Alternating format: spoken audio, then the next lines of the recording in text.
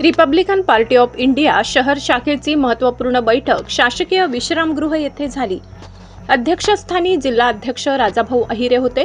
बैठकीदरम्यान पक्ष संघटना मजबूत करण्यावर सविस्तर चर्चा करण्यात आली। PR निडे यांनी सूत्रसंचालन केले। जिल्हा सचिव गंगादादा त्रिभुवन व पदाधिकाऱ्यांची मार्गदर्शनपर भाषणे झाली।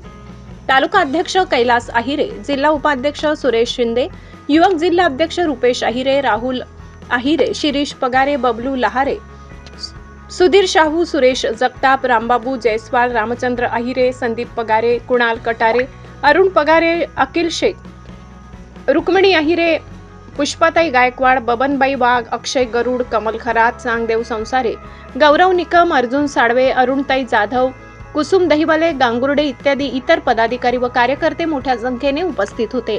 नवीन पदाधिकारी यांची नियुक्ती करण्यात आली।